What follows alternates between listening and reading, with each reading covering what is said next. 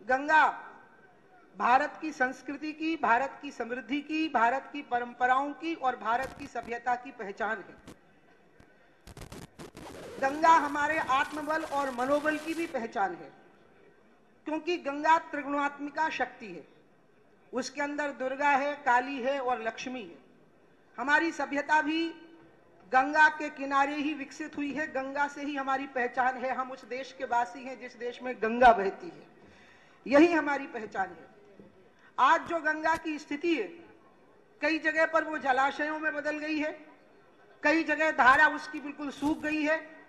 और एक जो सबसे दुखद बात है कि गंगा का जो मूल नाम है वो भागीरथी है, और भागीरथी वो धारा है जिसको भागीरथ गंगोत्री से पहले ऊपर गोमुख से लाए थे और उसको वो गंगा सागर तक लेकर के गए थे। लेकिन आपकी जानकारी के लिए मैं बता दूं कि भागीरथी अब टिहरी में ही रुक गई है, और जो गंगा के नाम पे जल आता है प्रयाग होते हुए जो गंगा सागर पहुंचता है वो अलकनंदा और मंदाकिनी का जल है। भागीरथी टिहरी पर रुकी हुई है। डॉक्टर जोशी जी ने मेरा मार्गदर्शन किया था इस विषय पर कि जब अटल बिहारी वाजपेयी जी की सरकार के समय पर जब टिहरी बांध कमीशन हुआ तो ये तय हुआ था कि जहां से यमुनोत्री और गंगोत्री की रास्ते निकलते हैं, धरासू एक जगह है, वहां से भागीरथी की धारा लाई जाएगी, क्योंकि ये तय था कि टिहरी पर भागीरथी को जलाशय में बदल जाना है।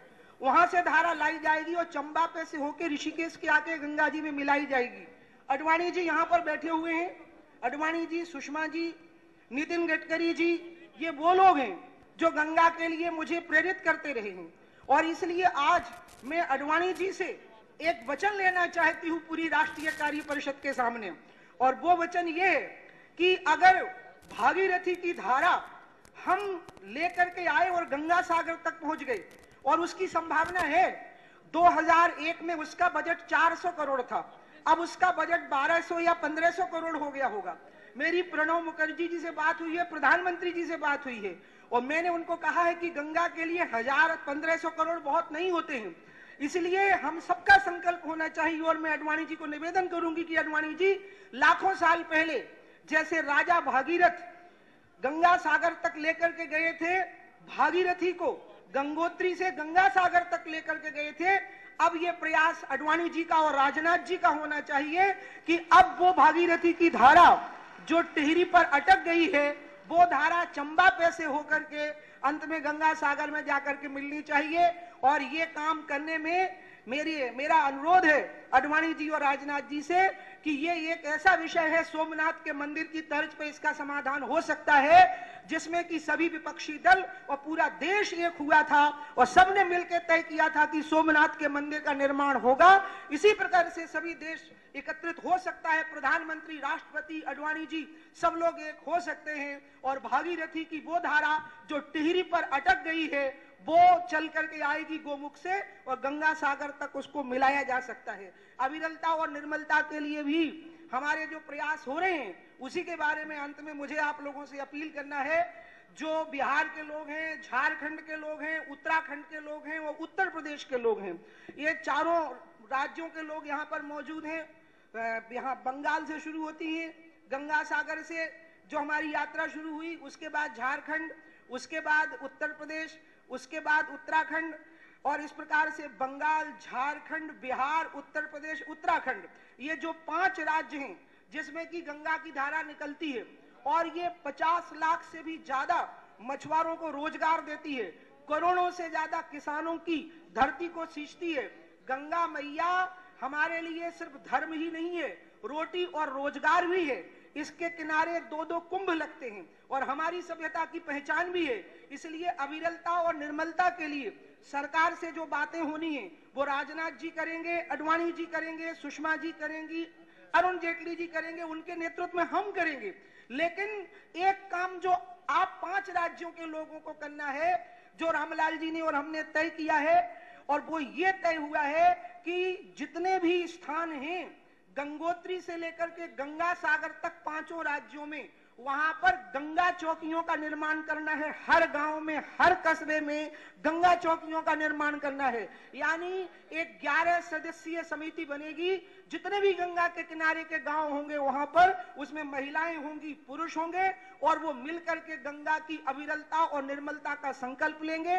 गंगा प्रदूषित न हो दर्शनार्थियों के द्वारा, मेलों में और अन्य तरीकों से, इसके लिए वो संकल्प लेंगे। इसलिए आज 5 राज्यों के लोग यहां अडवाणी जी के सामने, राजनाथ जी के सामने हाथ उठाइए, जो 5 राज्यों के लोग हैं, कि वो गंगा चौकियों के निर्माण के लिए अपना कार्य प्रारंभ करेंगे। दूसरा मेरा निवेदन फिर से अडवाणी जी से है कि गंगा के मामले में पहल करने में कोई भी कसर नहीं रहना चाहिए। हमने गंगा की ताकत प्रयाग में देखी है। प्रयाग में जब मौनी अमावस्या को भगदड़ में कई लोग मरे तो ये लगा कि बसंत पंचमी के स्नान के लिए और माघी अमावस्या के स्नान के लिए लोगों की संख्या कम हो जाएगी, लेकिन उल्टा हुआ। 1 करोड़ लोगों ने माघी पूर्णिमा को स्नान किया, जबकि 50 लाख की संभावना थी। बसंत पंचमी को लग रहा था कि लोग 60-70 लाख आएंगे और 2 करोड़ लोगों ने स्नान किया। जब वर्ल्ड ट्रेड सेंटर गिरा था तो पूरे अमेरिका के लोग डर गए थे और सालों साल सो नहीं पाए। उनको लगता था कि हमारी जिंदगी का अंत आ गया। लेकिन हर कुंभ के बारे में घोषणा होती है कि आतंकी हमला हो सकता है, और फिर भी करोड़ों करोड़ लोग स्नान करने के लिए जान हथेली पर रख करके पहुंच जाते हैं। और उस समय मुझे गंगा की ताकत और गंगा की महिमा मालूम पड़ी, और तब मुझे समझ में आया हम लोग तो वीआईपी लोग हैं, स्नान करने के लिए हमारे लिए वीआईपी व्यवस्थाएं होती हैं, लेकिन करोड़ों लोग 10-10, 20-20 किलोमीटर पैदल चल के जब गंगा के स्नान के लिए उतरे तो ऐसा लगा कि भगवान अपना विराट रूप दिखा करके कह रहे हैं कि भारतवर्ष के लिए डरो मत।